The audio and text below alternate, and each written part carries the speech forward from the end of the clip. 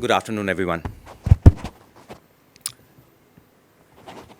Honorable Chair on the dais, Dr. Gus, sir, and our co-panelist, Anita ma'am, and Mr. Sham Chaudhary, and distinguished guests on the audience. This is indeed a great pleasure to be speaking here on this occasion. In fact, we've been associated with World Water Summit for a while now. This is precisely fifth year of speaking and fifth year of contributing the background paper, which is indeed a great distinction, I would say, an honor.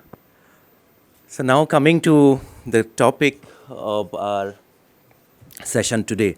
So I'm going to throw a few focus, taking beyond what the sir just mentioned in his opening remark, focusing on how cooperation, collaboration, and finance is linked in order to be able to ensure that we have sustainable water supply, not just for our own purpose, drinking, but also for overall sustenance of our human activities, industrial growth, so on and so forth. In fact, sir just mentioned about disaster, which is in fact a very, very important and crucial area of focus at this point. In fact, the day before yesterday, I was in IIT Guwahati speaking on a topic related to disaster, climate-induced disaster mitigation and preparedness. And in fact, we did talk about the key critical points just mentioned about methane emanating from agriculture activities. And coincidentally, I met one of the pioneers of the study from India who started working on this particular field around 1992-93, Dr. Sudeep Mitra, who is a professor at IIT Guwahati now. In fact, very critical area. Somehow we've not been able to account, despite all the importance, not been able to account. When we say carbon emission, we have only been looking at carbon emission or GHG emission coming out of industries and vehicles and all that, but this is also an equally important area, and which is directly linked to water supply and consumption. And mind you, India happens to be world's largest groundwater consumer that is being used for agriculture. Now, next slide, please, quickly. Can you just move? Yeah, thank you. Move again. Next. Yeah. So without wasting much time, this is a slightly longer. I do not want to spend more time on the slides. So what brings us here? Why do we even need to talk about cooperation and financing at this moment? So there are a few concerns. It doesn't require any a briefing. All of us are aware, like in the opening ceremony also. The water crisis is something it's very commonly known by everyone. It's available in every discussions, it has come to even reach our, dinner table conversations now. Water is so crucial. So these concerns are leading to what? Next, please. Yeah. So this is something which is very commonly well known. This is India's population is about, 18% population, which India's population, vis-a-vis the world population, and about 14% of water availability to these 18%. And what happens? You see the result. India's per capita allocation is about 1,100 square cubic meter, whereas the global threshold is 1,000. So we are almost, actually we have crossed the threshold. That means, if you have a per capita allocation of 1,000 square cubic meter water, so that means, you are reaching that level of, scarcity. And we are already there. Our allocation, fortunately, as of now, slightly above, so which is 1,100. So our situation is not very, despite having best of the water resources in terms of availability, in terms of number of water bodies, rivers. Sir just mentioned about more than 8 lakh water bodies in the country. Despite there's a scarcity situation now. So, and what do you do about it? And so, what is there for us to look at now? Next slide, please. Can you just move to the next? Yeah. So, this is a very critical map that I would like to have you have a look at it. This is a projection of study based on a study that, by 2070, a significant portion of the world, the regions of the world are going to be inhabitable, primarily because of temperature rise and water scarcity. So this is a serious crisis. Of course, this is a projection. The current situation in only those black spots which are considered difficult to live at this moment. But in coming times, and this is coincidentally the same year, India also pledges to become net zero 2070. So this is a very critical relevance here. So we want to be net zero, but at the same time, there are projections, global projections saying, it's going to be extremely difficult for human habitation. The world is becoming so difficult because of temperature rise and water availability. Next, please. So what are we doing about it? Of course, next, India's, if you look at, as far as climate action is concerned, India is doing extremely well. In fact, India is rated among the top 5 countries in the world as far as our climate action efforts are concerned. But is this, next please, next. Next, is this really enough? So, if we look at these two indexes again, one is very commonly known as Climate Change Performance Index. That puts India on a very brighter spot. I mean, you see the green spot there. So that means India is doing significantly well. But the other parameter, other indices, which is Climate Action Tracker, is saying, it's not enough. Probably we'll have to do more. And when I say climate action efforts, it does include the efforts to preserve our water resources. Next, please. So India's effort has been, apart from all the actions that we are taking, so this is a very significant study which has been undertaken by Ministry of Water Resources, Jal Shakti, Groundwater Commission, Niti Aayog, to be able to understand the vulnerability of water, how things are panning out in India as far as water availability is concerned, as far as the risk associated with water scarcity is concerned.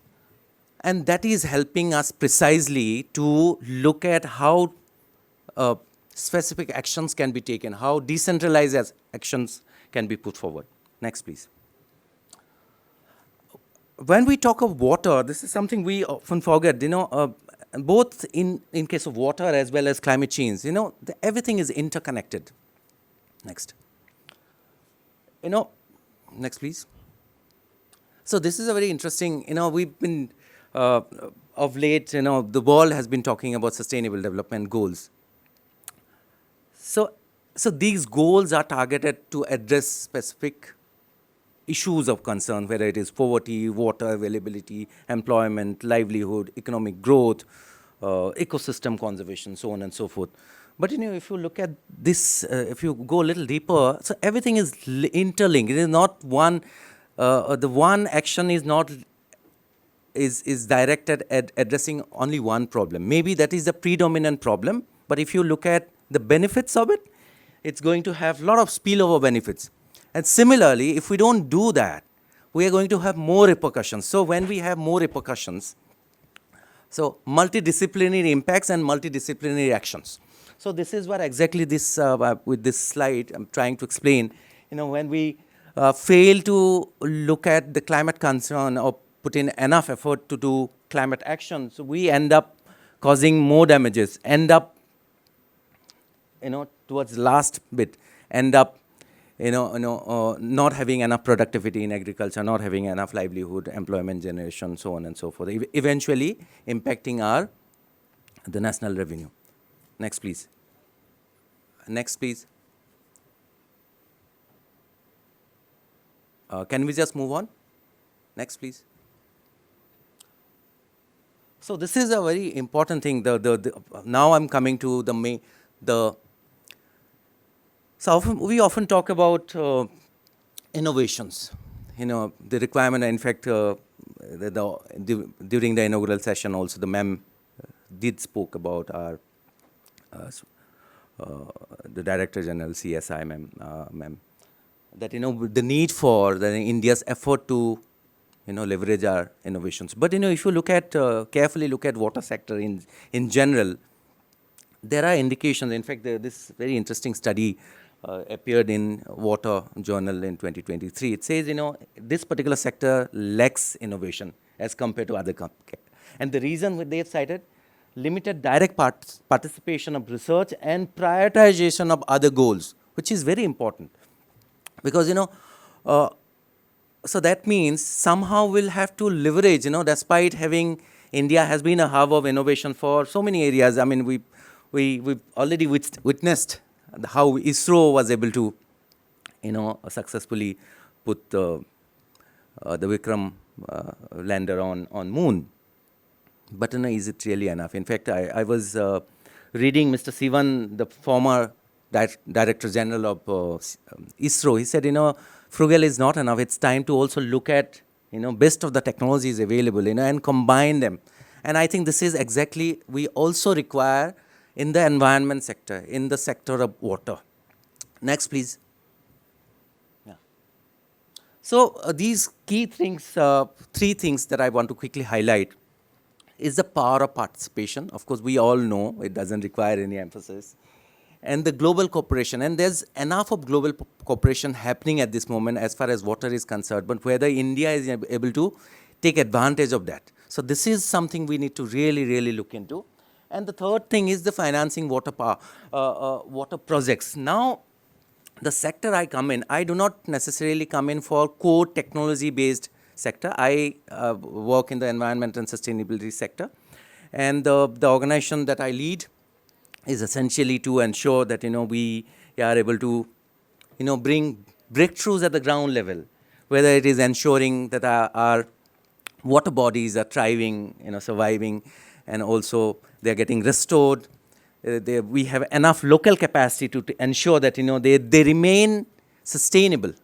Because in many times you do restoration and then you move out, the project is over, you move on. And after 6 months, you see that, there's no difference anymore. It has gone back to the same state of, a dead water body. So we are trying to ensure that at the ground level, and also by providing low carbon energy solutions so that, our carbon emission at the local level is also in check. So, like I said, is the effort that we see today, especially in India, is this really enough? Is this really leading to the ideal kind of situation that we want to see? Like, for example, these are ironies, unfortunately. Like, we talk about SDGs, and SDGs goal are supposed to be met by 2030. I was looking at a study about poverty elevation, and this study indicates, although it says zero poverty by 2030, but India, the way climate change is impacting lives, India might end up adding another 45 million people into poverty by 2030. Isn't it an irony? So this is why I think it's time for us to make more, wiser and sustainable choices, and take leverage of what is already existing and create and develop more based on the available resources. Next, please. So these are quick available tools which primarily not, specially designed for water sector. But, if you look at this sector, the font may not be visible though. Sorry, let me just read it out. Like, for example, green bonds and sustainable finance provisions.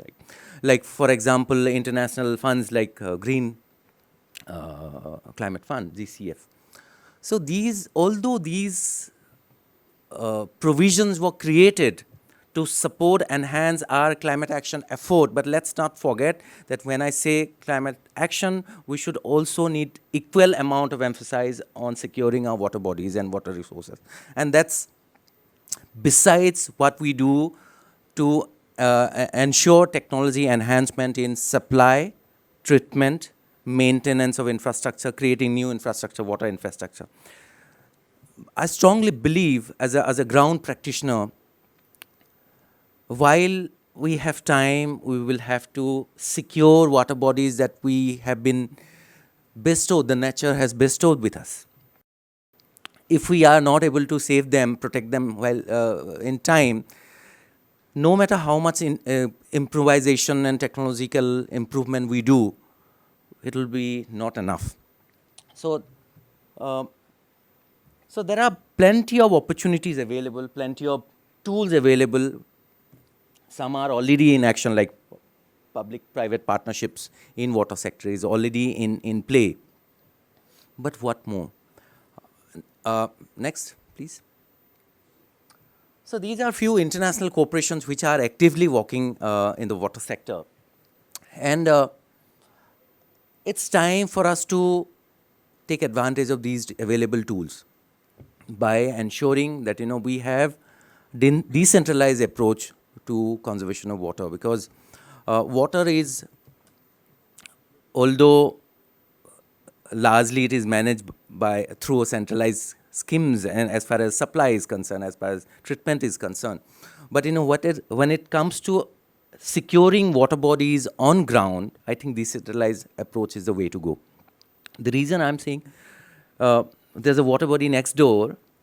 If we don't, as someone, I mean, it doesn't require one to be a water expert or a scientist to be able to be the ears and eyes for the sake of our environment, or somebody who can volunteer, somebody who can, facilitate conservation programs there, facilitate restoration. So that kind of role is also increasingly becoming important, and that's precisely why we feel the local capacity development, irrespective of their background. There's something called citizen science. There's a very popular term these days, and which is about engaging and empowering people who are not from science. They can also play an important role in securing water resources in this time when the crisis is looming large. Next, please. Next. So I think I've already covered decentralized. Next, please. There are a few quick. So this is one important area: nature-based solutions. Nature-based solutions is becoming very popular, but India needs to do more as far as ensuring that we kind of adapt and secure the existing natural capitals we have, and we are able to create conducive policy environment so that they can be inbuilt into our planning process. For example, when we are planning a new township, if we don't really consider ensuring, securing and restoring or creating new water bodies, or for that matter, green spaces, I think things are going to be extremely difficult. Like I said, no matter how much technological intervention innovation we are able to bring in, if we do not save what is already there, things are not in our favor. Okay, next, please. Next again. Yeah, so there are a few quick slides about the kind of work that we do at the ground level. So the restoration is something I had already mentioned. Next, please. Again, next. And here also we are trying to utilize eco-technologies. Like, for example, this is something very popular these days. It's called subsurface horizontal flow constructed wetland technologies, shortly and popularly known as just constructed wetland, where plants are being used as a medium to purify domestic sewage water. And this is becoming very popular, and it's cost effective. It is easy to maintain, and it again, like I said, it doesn't require a lot of scientific acumen to be able to. Any trained person, irrespective of his or her academic background, will be able to undertake these kind of things. And this is pretty much possible at the decentralized level. This is a picture from Jawaharlal Nehru Technological University, where we've been working together. But this is also very much possible at the household level. Sir was mentioning about, and it's a very a critical area, which gap area, that we do not have technology at the household level to treat our sewage, domestic sewage. So this is possibly one potential alternative we have, besides the technology requirement. Okay, next please. Next please. Next. This is, yeah, next please. This is not required. So, integrated approach to resource conservation is becoming. There's a few pictures from various locations here, from the northeast, from Ghaziabad here. And Sir was also precisely mentioning about the agriculture yield, which is growing, getting decreased over a period of time because of increased disasters linked to climate change and floods-like situations. So there are climate-smart technology available. There are climate resilient varieties available today, and we require them to promote. I mean, there are not just like, for example, there's this picture on the corner, right-hand side. So there are indigenous varieties of rices available from the northeast of India, which are climate resilient by nature. So only thing is, like I said, it's time for us to also marry what we already know, marry the traditional knowledge, ecological knowledge, and with technological advancement. Yeah, next please. Next. So, I think I want to end here. So cooperation, not only at the international level, at the local level is also critically important. Like I said, this is a pond from Ghaziabad region, which had been able to restore, we were able to restore because of the active participation and support from the local community. And they're going to ensure that these water bodies which are being restored, they survive and thrive. So, like they say, charity begins at home. The cooperation of that, the spirit of cooperation, participation, and collaboration needs to happen at the ground level, at the decentralized level. Next, please. So that's all. Thank you once again for your patient hearing.